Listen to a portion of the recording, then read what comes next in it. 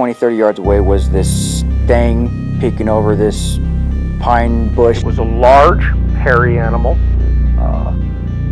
dark brown, black hair. All of a sudden, this creature let out I want to call it a blood-curdling, growling, howling scream. That's when I realized it wasn't my friend that had snuck up on me.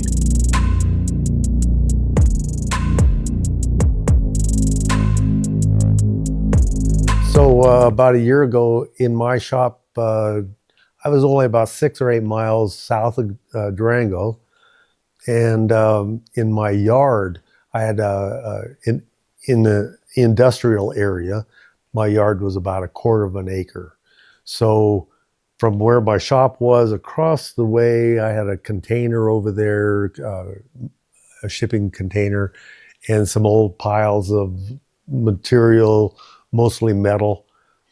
And I came out one night, it was about 9:30 or so, and I was holding my headlamp. I was headed out to my RV, and I had my headlamp, and I just got to the step, and I just looked up, and right across from me, not 50 yards away, maybe 50, here was a Bigfoot standing there. I couldn't believe it. I was just like, am I seeing what I'm seeing?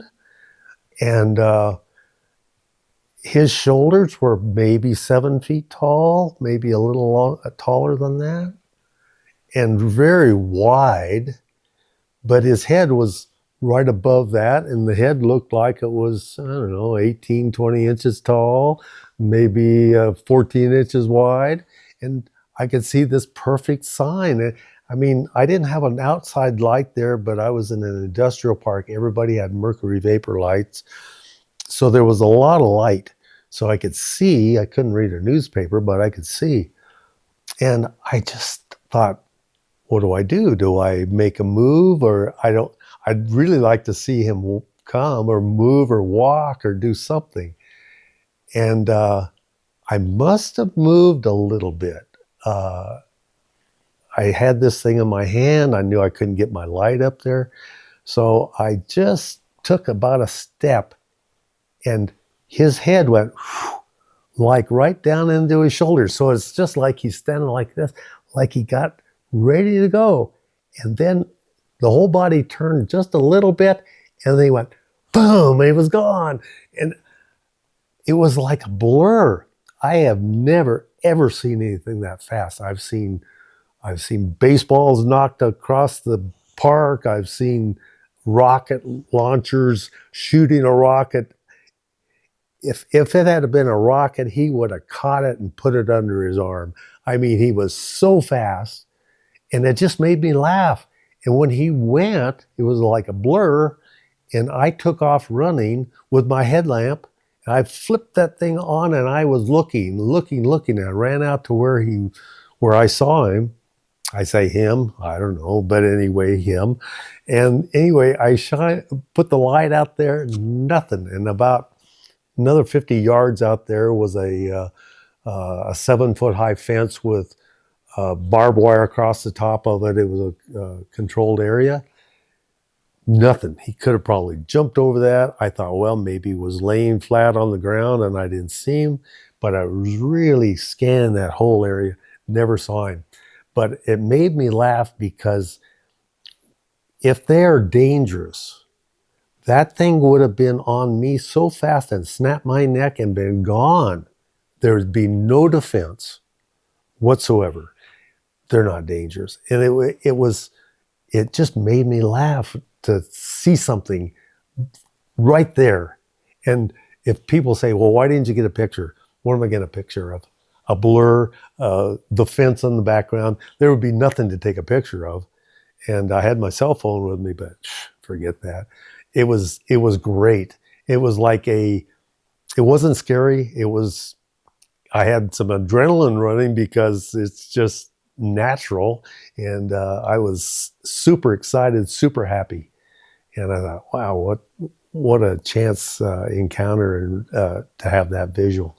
So I'm open, and I've interacted with them in other places. I've heard their howls. I don't like to call it a scream. I heard the howl back in September of 25, and it was like a real low growl that ended up kind of high. And the first one was maybe 300 yards away in a big forest in Washington near Port Townsend. And then a couple of nights later, I heard the howl closer, like really close to my vehicle, maybe 50 yards away, very loud. And I just laid there, and I can remember, because I'm not afraid to just speak out. I talk to these people, these entities, whatever they are. And so I just said, do it again. I want to hear it. I want to hear that sound. And so I was just laying there, and I was waiting for it for me to hear. And then that's when I felt my truck. And my truck I was laying there in the bed. I had a tent on top of the truck, and the truck just lifts up, and it just feels like you're in an elevator. And I'm thinking, holy cow. And the truck just lifted up about 8 inches or so, and then just got dropped. Boom.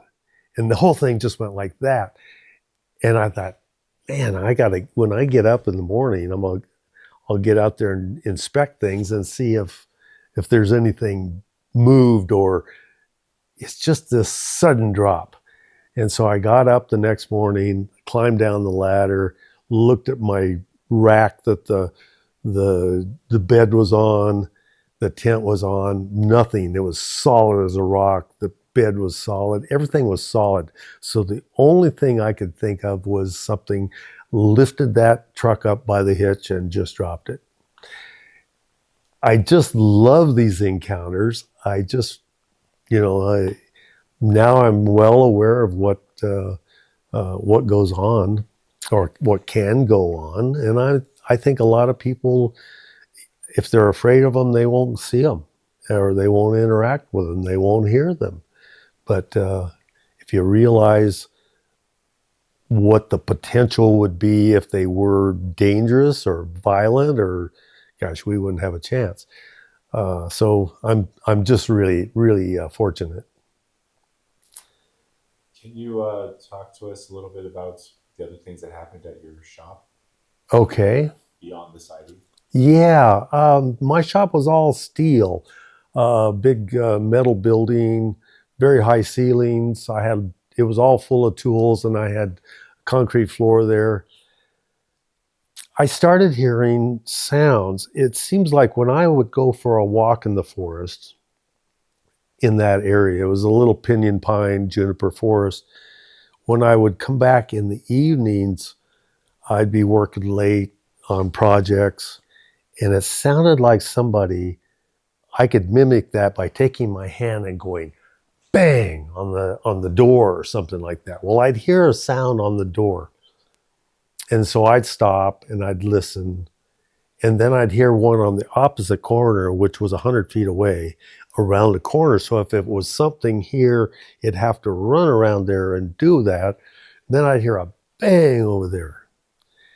These are the kind of sounds that the metal building creaks and moans and pops and stuff like that. But it's usually when it's cloudy out, sun comes out, there's a temperature difference between the cool and the hot, and it'll expand or something and make it pop. But these are definitely sounds that would be a bang. So one night I left all the doors open. I left my outside door just not even to where I had to turn the lock, just pull the handle. And I heard right out beside where I was working, bam, on the door. I ran out through the door. I ran out through the outside door. I had my light ready to go, and I went, nothing, not a single thing. I had my gates closed, so whatever was there, I had to jump over about an 8 or 9 foot fence. And again, it's just like, come on, I just want to see you. I want to see you in the daytime. that kind of stuff. But I keep looking. I'll just keep looking, and one of these days, and it usually, I'm not going out to see something. It's just happenstance, or I'm just walking and not putting a lot of energy into trying to find something. It's like a real photographer would find a scene or a sunset, and they'd just be there at the right time. And it wouldn't be the day that he's actually going out to try to find a good sunset. It's just being at the right place, the right time, and just having to be aware. And so that's what I'm hoping for in the future. But they're my buddies. They're my friends. And we get to play. I like to play at whatever level they are. They like games. They like to move things around, and I'm all for it. And I'm really comfortable in the forest, and I have been in forests with pretty dangerous animals, black bears, with moose, with grizzly bears, and now I feel kind of confident that I wouldn't be bothered because I'd have my buddies out there. So anyway, if it could be a sport, that would be a great sport.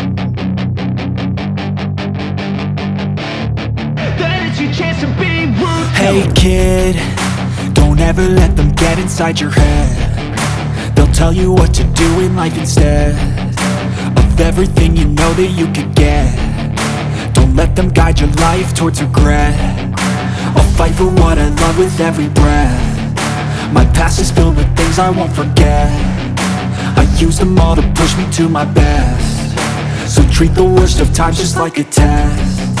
If only I could go back in time, I'd tell myself